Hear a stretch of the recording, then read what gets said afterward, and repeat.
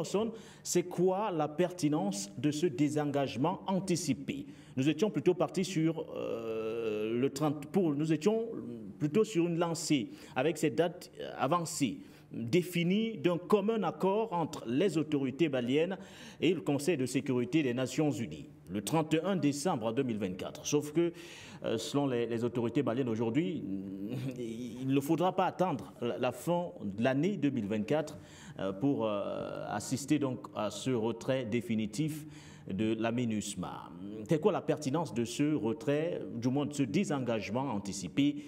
Peut-on affirmer que les autorités maliennes aujourd'hui franchissent une étape importante, voire significative, dans ce long processus de la quête vers la souveraineté?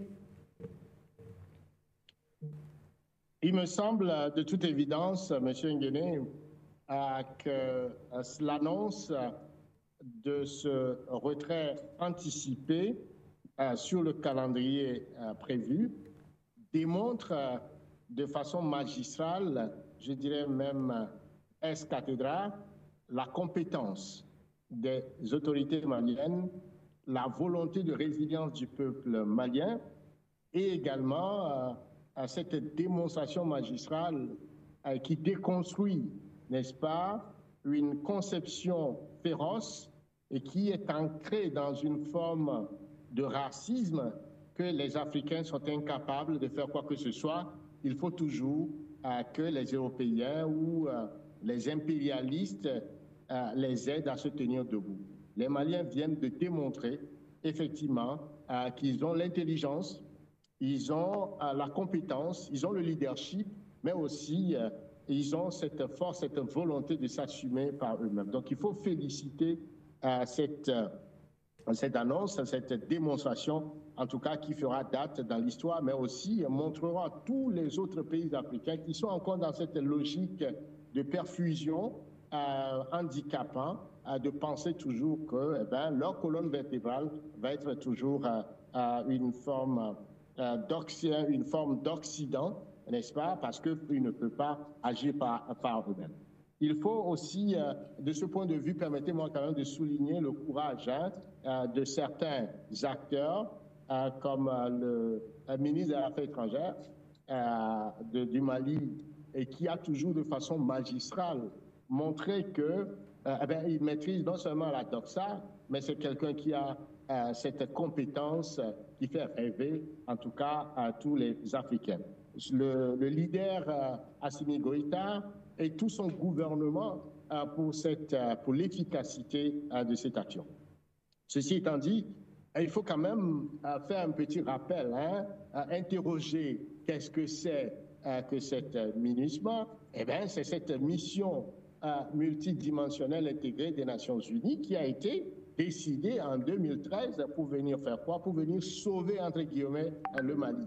Le Mali, dont ces Occidentaux impérialistes ont décidé de le saucissonner, de le balkaniser, de le détruire, alors que c'est une civilisation millénaire. Alors, surtout, si on convoque le bilan, c'est l'échec sur toute la ligne. Les missions à eux assignées étaient la protection civile. On a vu que pendant ces 10 ans, les Maliens n'ont pas été protégés. Plutôt, le terrorisme a pris de l'ascendance, a pris de la recrudescence et beaucoup de Maliens ont perdu malheureusement la vie. Soutien au retour de l'autorité politique sur les territoires terrorisés, là aussi, on a vu que plutôt cette force s'est transformée en une forme de zone de tampon qui ne permettrait pas aux autorités de déployer tout leur pouvoir régalien sur l'ensemble du territoire malien et qui plutôt a permis, est un stratagème de soutenir, n'est-ce pas, le désordre, le chaos, les terroristes, pour mieux avoir cette main impérialiste sur le Mali. Ils ont donc échoué également de ce point de vue. Également, ils ont échoué sur la mission de la promotion des droits de l'homme. Les droits de l'homme au Mali a plutôt connu toute forme d'agression et donc les Maliens ont beaucoup souffert sous le règne justement de cette MINUSMA où les militaires parfois se transforment Et ça, c'est l'ambassadeur du Mali qui l'a dit devant le Sénat français, qui lui a valu justement d'être déclaré persona non grata en France, tout simplement pour avoir dénoncé l'abus de ces militaires qui ont violé des filles qui se sont comportées de façon comme des voyous, en tout cas dans un pays conquis où les droits de l'homme n'avaient pas la vie des Africains, le respect des femmes maliennes, le respect des enfants maliens n'avait pas, n'est-ce pas, d'importance à leurs yeux. Et là aussi, donc, c'est un échec sur toute la ligne.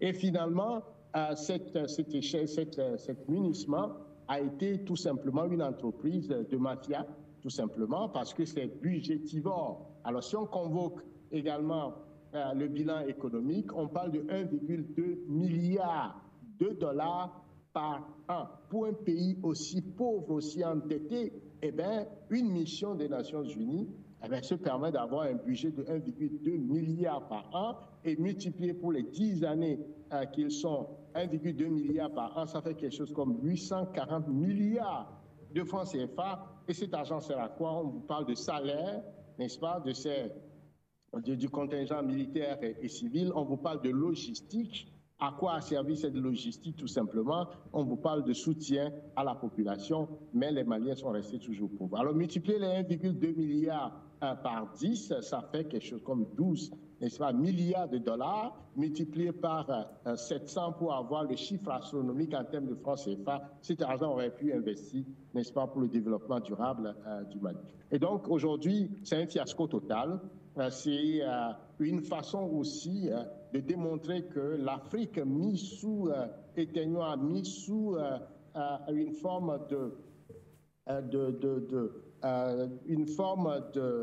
je dirais, d'impérialisme systématique avec des solutions décidées à l'ONU alors que l'ONU est contrôlée par ces pays impérialistes. Ça n'a jamais marché. Le cas du Congo est là. Le cas du Rwanda avec le génocide est à démontrer. Le cas de l'Afrique du Sud, en tout cas, le cas du Soudan aujourd'hui, de la Libye. Donc, partout où l'ONU s'est promenée sur le territoire africain pour apporter la paix, ce n'est que du chaos et de la guerre. Et ça, c'est entretenu à dessein par justement ces impérialistes. Et donc, le Mali vient de faire la dimension magistrale que la solution à l'ONU, la solution onusienne ne fonctionne pas, ne va jamais fonctionner, que les Africains ne doivent plus se soumettre à ces militaires ou à ces missions qu'on envoie qui sont non seulement budgétivores, mais aussi ne règlent rien, plutôt créent le chaos et asservissent davantage les Africains. Donc je crois que toutes les leçons aujourd'hui sont à tirer de cette mission et il me semble que le futur de l'Afrique passe justement par une force africaine pour les Africains, une solution africaine pour les Africains sans que l'ONU n'intervienne pour justement toujours continuer ce paradigme de chaos et qui toujours maintient les Africains dans le sous-développement et dans la pauvreté. Je salue donc ces autorités et je pense que c'est un exemple éclatant, magistral. C'est une formule qu'il va falloir répéter un peu sur le continent africain et je me réjouis de voir le Sahel non seulement l'intégrer dans sa politique générale, et je pense que ça va servir justement à l'Union africaine de sortir de son système d'aliénation pour créer justement des structures autonomes pour l'Afrique et pour les Africains, pour le bien du continent africain. Voilà. Patient Parfin, donc, quels principaux enseignements devons-nous tirer de ces 10 années de présence de cette force de maintien de la paix des Nations Unies, qui s'en va de cette façon, bien qu'elle ne le souhaitait pas, mais le contexte a totalement changé du côté du Mali. Quelles implications, justement, ce retrait, ce désengagement définitif pourrait éventuellement avoir dans cette nouvelle dynamique de la quête de la souveraineté, dans laquelle justement les autorités sont aujourd'hui engagées? Moi, je pense qu'il y a 3 éléments sur lesquels nous pouvons arriver à des constats. Le premier élément, c'est la témérité, j'allais dire, cette détermination des autorités maliennes à tout faire pour faire respecter le chronogramme de départ de ces forces. Oui. N'oublions pas que dans d'autres pays, je peux prendre le cas de la RDC, on nous a annoncé le départ de ces forces plusieurs fois et ce départ a été soit retardé, soit reprogrammé au point où...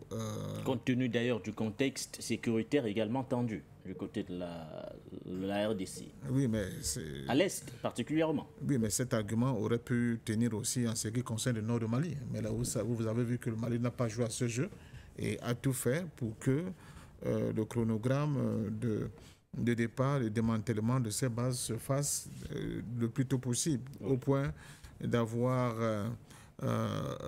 au niveau des délais une avance sur le calendrier préalablement défini. Voilà. Donc c'est ce qui explique ce départ aujourd'hui, c'est tout simplement la vigilance, mais surtout la fermeté des autorités maliennes à tout faire pour que cette deadline soit respectée, quitte à ce que cela puisse faire un peu en avance comme nous le constatons. Donc c'est quelque chose d'extraordinaire.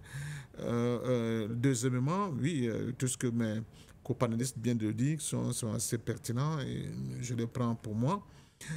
Parce qu'il y a un autre volet qu'on ne signale pas assez.